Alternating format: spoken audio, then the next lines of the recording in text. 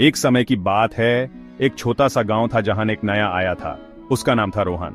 वो एक बहुत ही टैलेंटेड और मेहनती आदमी था, लेकिन उसकी प्रोडक्टिविटी बहुत कम थी। रोहन को अपने काम में बहुत मुश्किल होती थी।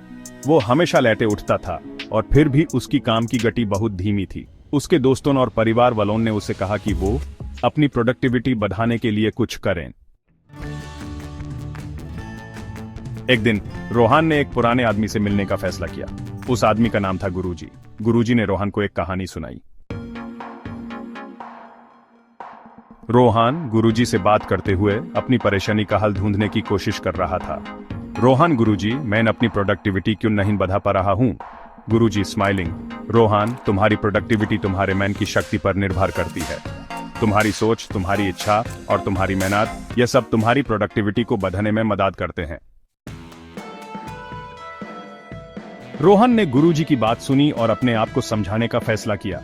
उसने अपने दिन की शुरुआत सुबह 5 बजे करने का फैसला किया। उसने अपने काम की गति बढ़ाने के लिए एक प्लान बनाया। रोहन ने अपने आप को समझाया कि उसकी प्रोडक्टिविटी उसकी सोच और इच्छा पर निर्भर करती है।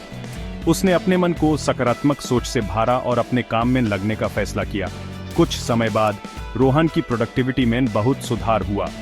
उसने अपने काम की गति बढ़ाई और अपने लक्ष्यों को प्राप्त किया।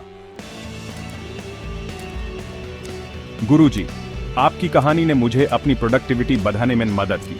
मैं अब अपने काम में लगने के लिए तैयार हूं। स्माइलिंग, रोहन, तुम्हारी प्रोडक्टिविटी तुम्हारे मन की शक्ति पर निर्भर करती है। तुम्हारी सोच, तुम्हारी इच्छा और तुम्हारी मेहनत, ये सब तुम्हारी प्रोडक्टिविटी को बढ़ाने में मदद करते हैं। रोहन की कहानी हमें सिखाती है कि अपनी प्रोडक्टिविटी बढ़ाने के लिए हमें अपने आप को समझाने की जरूरत है। हमारी सोच, इच्छा और मेहनत हमारी प्रोडक्टिविटी को बढ़ाने में मदद करती हैं।